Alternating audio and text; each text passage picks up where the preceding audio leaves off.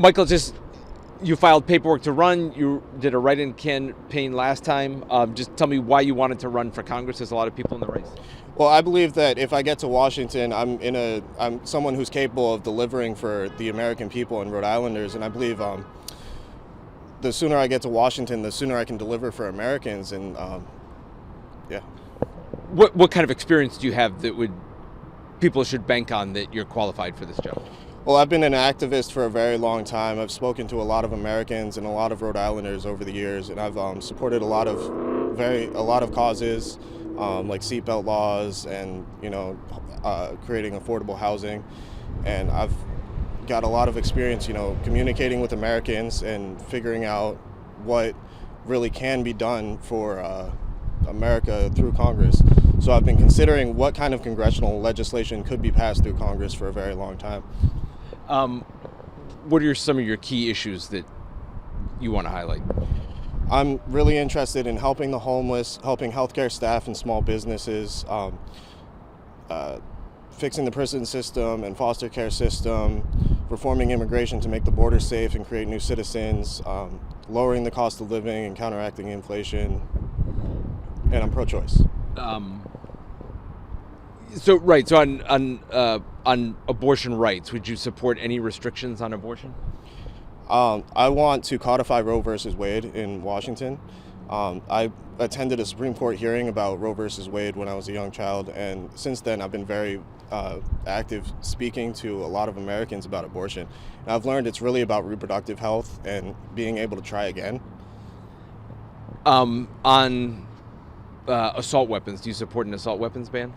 We need to do something to regulate assault weapons. I would vote yes on an assault weapons ban if I were in a position to do that. We need to regulate dangerous weapons, not just assault weapons, all dangerous weapons. We need to do something to protect and defend Americans. You said homelessness and housing. What do you think you could do on that issue that others can't? Well, I've composed a whole unhoused Bill of Rights, which includes safe campsites, home loans, and affordable housing and tiny homes. And I feel like I've been very active in the community supporting the homeless, and I have a lot of friends who are homeless, and I'm very ingrained in the homeless community, and a lot of homeless people have communicated their opinions to me. They want 24/7 shelters that don't kick them out. They want housing. Did you have some personal experience with housing issues and coming close to that?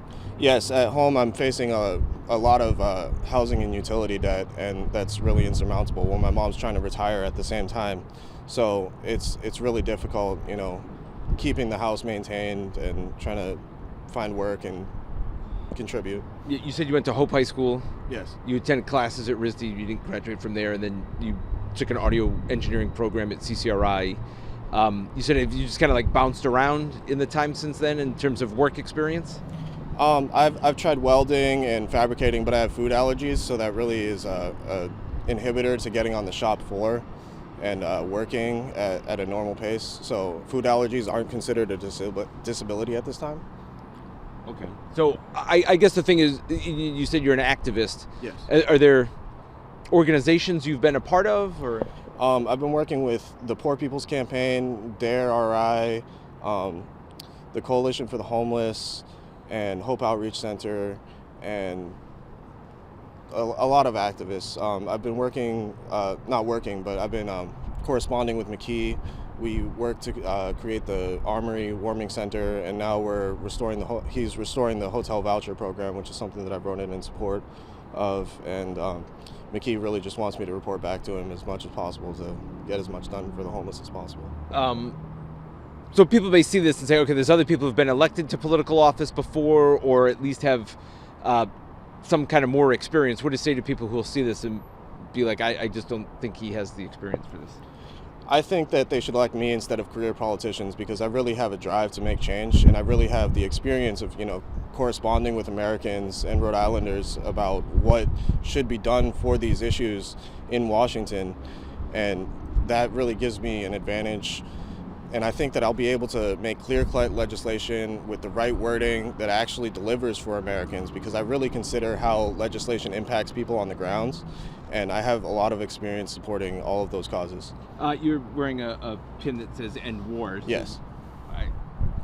Tell me your position on Ukraine. Do you think the United States should keep supporting Ukraine financially and with military equipment? Well, if that was optional, we wouldn't be doing it. But we need to really clamp down and demand that the parties return to the negotiating table and insist on peace so that we don't have to continue funding that. And I support Ukraine, and I'll stand with Ukraine, and I'll stand with the people of Ukraine who want peace. And I know I had a foreign exchange student who attended Hope High School with me. She was really clear. Oppose the loss of life, oppose the death, oppose the mass graves. Okay. Thanks, Michael. Hi, everyone. It's Mark Searles from NBC 10. Thanks for checking out the NBC 10 WJAR YouTube channel. Click the links on your screen for more stories from across southern New England. And don't forget, hit the subscribe button below and get notified anytime we post an update on YouTube. As always, thank you for turning to 10.